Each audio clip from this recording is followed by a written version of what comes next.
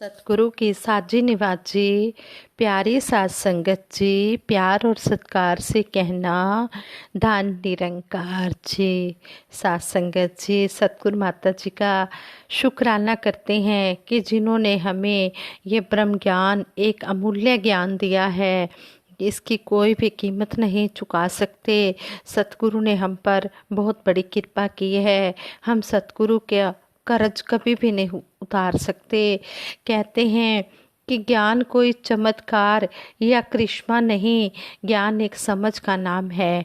आज देखने में आता है कि संसार में ज्ञान के साथ विज्ञान ने भी बहुत तरक्की की है।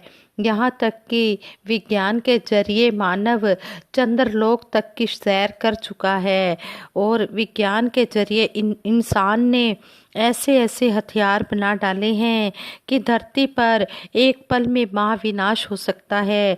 साथ में सुख के साधनों का भी ऐसा चमत्कार आविष्कार किया है कि हजारों मील का सफ़र कुछ घंटों में ही तय कर लिया जाता है।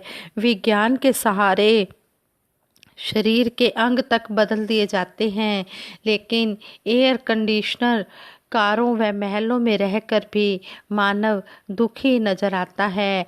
इंसान वैर, ईर्ष्या, नफरत, निंदा के कारण दिन रात घुट घुट कर मर रहा है। ऐसे में कुछ लोगों ने यह तो माना कि आध्यात्मिकता से शांति मिलती है, इसलिए प्रभु परमात्मा की भक्ति करनी चाहिए। लेकिन लोग अपनी मन मर्जी की भक्ति करते हुए अनेक प्रकार के कर्मों धर्मों में ही फंसते चले गए। कहीं व्रत पूजा तीर्थाटन तो कहीं धर्म ग्रंथों का पठन होने लगा, पठन पाठन में पढ़कर इंसान ने ना विचारा ना उसके अनुसार कर्म किया और वहीं का वहीं खड़ा रह गया। जबकि साफ लिखा है, वेद कतेब कहो मत झूठे, झूठा जो ना विचारे। वेद कतेबों में जो भी लिखा है वो सही लिखा है, लेकिन जो विचार नहीं करता वही इंसान झूठा है। पढ़कर इन पर विचार भी करना है। कहा है कि पोथी पढ़ पढ़ जग मुआ, पंडित भिया न कोय। पोथियाँ पढ़ने से कुछ नहीं होने वाला। जब तक इंसान इस पर विचार नहीं करता, विचार करके इसको अपने कर्म रूप में अमल में नहीं लाता, तब तक बात बनने वाली नहीं है। इन धर्म ग्रंथों में जिस परमात्मा का जिक्र किया गया है या जिसके निमित्त सब कर्म धर्म हो रहे हैं, क्या ऐसे ब्रह्म की जानकारी हो गई है? अगर इस परम पिता परमात्मा निरंकार की जानकारी नहीं है तो सब कुछ निरर्थक है, क्योंकि बिना प्रभु प्राप्ति के मोक्ष मिलना या परम शांति मिलना मुश्किल ही नहीं बल्कि नामुमकिन है। कर्म कांड मुक्ति का साधन नहीं, बल्कि ब्रह्म ज्ञान से ही आत्मा जन्म मरण के चक्कर से छूट सकती है, जिसे मोक्ष या मुक्ति कहते हैं। इसी बात को शहनशाह बाबा अवतार सिंह जी महाराज ने लिखा है, ज्ञान दे माजो कर्म कमाने, मालक बाज मजूरी है, मंजिल तो उल्टे जे चलिए वधती जाती दूरी है। अगर ज्ञान के बिना, इस निरंकार को देखे बिना कोई कर्म कर रहा है तो वो कर्म इस तरह कहा है कि जिस तरह कोई इंसान मजदूरी करता है और वो मालिक उसका वहाँ पर नहीं होता, उसे मालिक का पता ही नहीं होता जहाँ पर वो मजदूरी कर रहा है। जब उसने मालिक से मजदूरी मांगी नहीं तो मालिक उसको मजदूरी कहाँ से देगा? वो बिना मालिक को जाने बिना ही वहाँ पर काम कर रहा है तो उसे मजदूरी नहीं मिलेगी। इसी तरह कहते हैं कि जब तक ये ब्रह्म ज्ञान नहीं लिया, इस निरंकार को नहीं जाना, तो कहते हैं कि ये कर्म कांडों में फंसकर, इन कर्मों धर्मों में फंसकर इंसान कुछ भी प्राप्त कर नहीं सकता। जब तक निरंकार को नहीं जाना, जब निरंकार को जान लिया, जानकर फिर अगर इसकी भक्ति हो रही है तो सही मायनों में वही सही भक्ति हो रही है और तभी मोक्ष मिल सकता है। कहते भी हैं, बिन जाने होए नहीं प्रीति, बिन प्रीति होए नहीं प्रतीति। कहते हैं कि जब तक इसको जाना नहीं, बिन जाने होए नहीं प्रतीति, बिन प्रतीति होए नहीं प्रीति। जब तक इसको प्रतीत, इसको मालूम ही नहीं किया, अनुभव ही नहीं किया, महसूस ही नहीं किया, पाया ही नहीं, तो फिर प्यार किससे होगा। जब देखा फिर गावा, फिर गावेदा फल पावा। पहले इसको देखना है, देखकर फिर इसको गाना है, फिर गाकर फिर इसका फल पाना है। इस तरह सतगुरु ने हमें समझाया है। अगर हमें किसी चीज़ की जानकारी नहीं है, चाहे हम उसको जितना मर्जी बुलाते रहें, पुकारते रहें, जब हमें उसकी जानकारी नहीं है, वो चीज़ चाहे हमारे सामने भी पड़ी होगी, तब भी हम उस चीज़ से लाभ ले नहीं सकते। जैसे दासी सुनती भी है, एक बार किसी ने राजमाता जी से, परम ममता में निरंकारी राजमाता जी से मिलने जाना था, तो वो महात्मा कह रहे हैं कि मैंने राजमाता जी से मिलना है, और राजमाता जी सामने बैठे हुए हैं, फिर भी उन्हें मालूम नहीं। जब उन्हें बीच में आकर महात्मा बताते हैं कि ये राजमाता जी हैं, तब वो मिल पाते हैं। फिर वो जब दूसरी बार मिलने के लिए जाते हैं तो उन्हें पूछना ही नहीं पड़ता कि राजमाता जी कहाँ पर हैं। वो जहाँ पर भी राजमाता जी को देखते वो पहचान लेते कि ये हमारे परम ममता में निरंकारी राजमाता जी हैं, क्योंकि उन्हें पहचान हो गई। इसी तरह जब ये निरंकार की पहचान हो जाती है, निज घर का पता चल जाता है, आत्मा को अपने परम पिता परमात्मा, अपने पति परमात्मा का पता चल जाता है, तो फिर ये भटकती नहीं है, फिर ये बंधनों में नहीं पड़ती। फिर इस आत्मा को अपने घर का पता चल जाता है। शरीर छोड़ने के बाद यह आत्मा इस परम पिता परमात्मा में लीन हो जाती है। इस तरह कहते हैं कि जद देखा फिर गावा, फिर गावे दा फल पावा। देखकर की गई भक्ति ही सार्थक होती है, और देखकर जानकर की गई भक्ति से ही मोक्ष मिलता है। भक्तों ने हमेशा यही समझाया है कि भक्ति के लिए सबसे पहले ब्रह्म ज्ञान का होना बहुत ज़रूरी है। इस ब्रह्म को अनेक नामों से जाना जाता है। कोई इसे भगवान, कोई ईश्वर, कोई परमात्मा, कोई अल्लाह, कोई गॉड, वाहेगुरु, रब आदि नामों से पुकारते हैं, और निरंकार भी इसी का नाम है।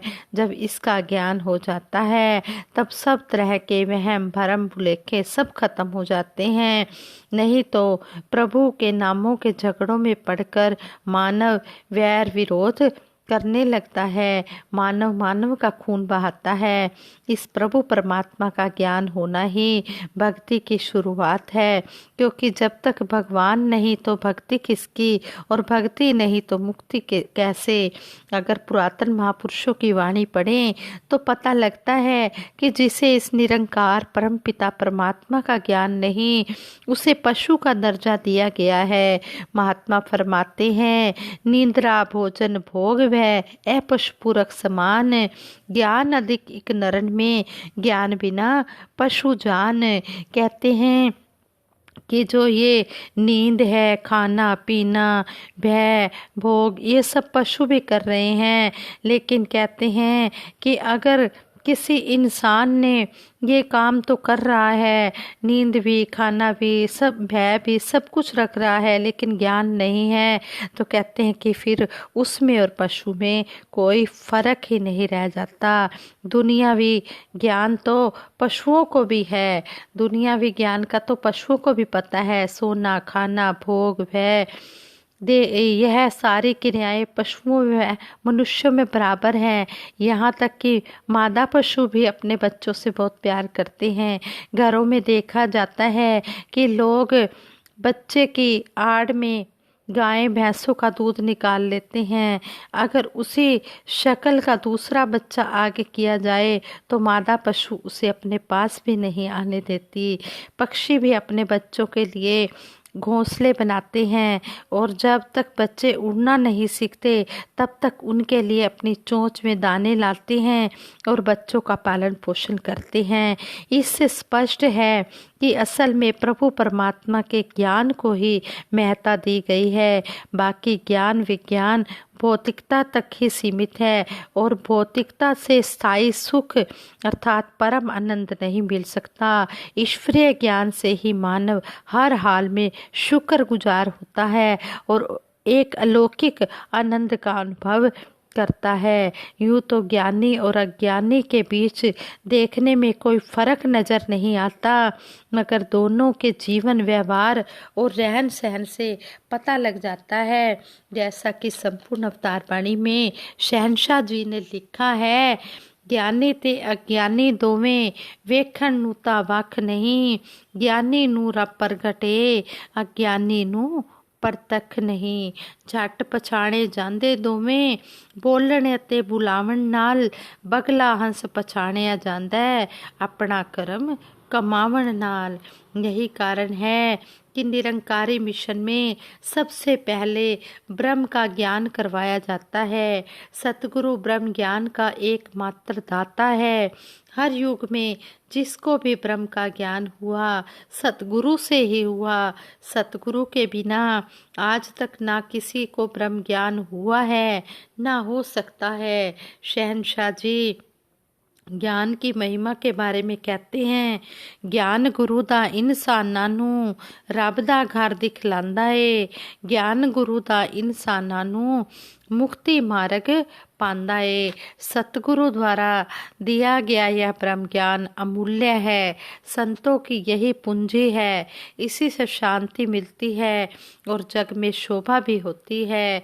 और शहंशाह जी भी लिखते हैं, ज्ञान गुरु दा साध दी पूंजी ऐ हो ही वडियाई है, ज्ञान गुरु दा रख के सीने संता शोभा पाइए। श्री गुरु नानक देव जी महाराज की वाणी भी इसी प्रकार समझाती है, गुरु बिन ज्ञान न होवे, ना सुख वसे मन आए, नानक नाम विहूणे मन मुखी जासन जन्म गवाए। भाई रे गुरु बिन ज्ञान न होए, पूछे ब्रह्मे नारदे वेद व्यासे कोय। सतगुरु हमें यही ज्ञान के बारे में समझाते हुए फरमाते हैं कि ज्ञान कोई चमत्कार या करिश्मा नहीं हुआ करता, बल्कि एक समझ का नाम है।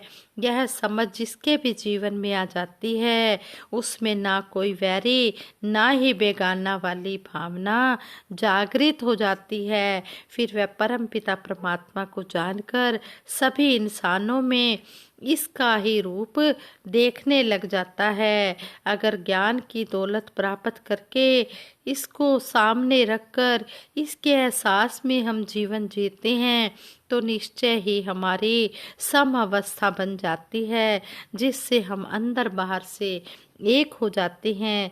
अगर बाहर से जी जी पुकारते हैं और दिल में भी वही सत्कार की भावना होती है तो कहते हैं कि फिर ब्रह्म ज्ञान प्रदान कर मानव मात्र का कल्याण हो जाता है और संसार का रूप भी निखर जाता है। हम अंदर बाहर से एक ही होकर स्वच्छ दिल से साफ दिल से हम हर एक का आदर सत्कार करते चले जाएं। अंदरों होर ना होवा ते बाहरों होर ना होवा, खाम खा थोते चनेदा शोर ना होवा। सच्चे पातशाह हम जो भी बोलें उन्हें अपने कर्म द्वारा सुनाते भी चले जाएं। बातों से बात बनने वाली नहीं है, हम बातें ही ना करते चले जाएं। हम इनको कर्म रूप में ढालकर अपना जीवन सफल बनाएं। और जैसे हमें सतगुरु ने ब्रह्म ज्ञान दिया है, हर पल इस निरंकार के रंग में रंग कर हम अपनी ये भक्ति करते चले जाएं और मोक्ष के अधिकारी बन जाएं। हाँ संगत जी, ब्रह्म ज्ञान लेने से ही बात बनने वाली नहीं है।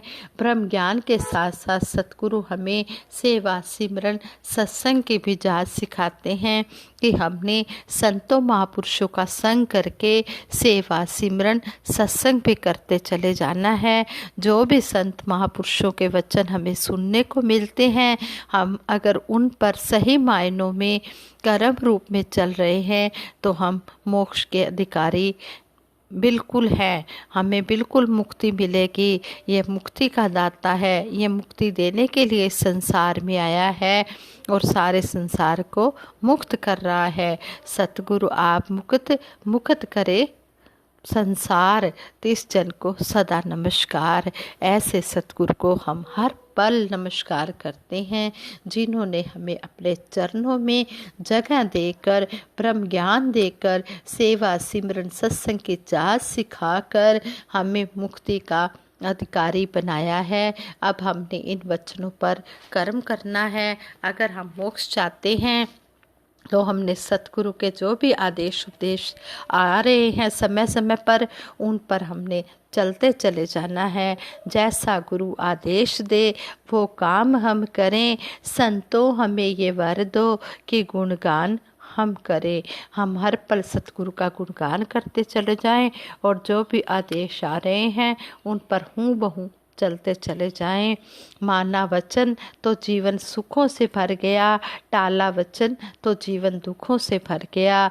सच्चे पातशाह ऐसा आशीर्वाद देना कि जैसा आप जी चाहते हो वैसा हमारा जीवन बन जाए, हम सभी खुशियों के भागीदार बने।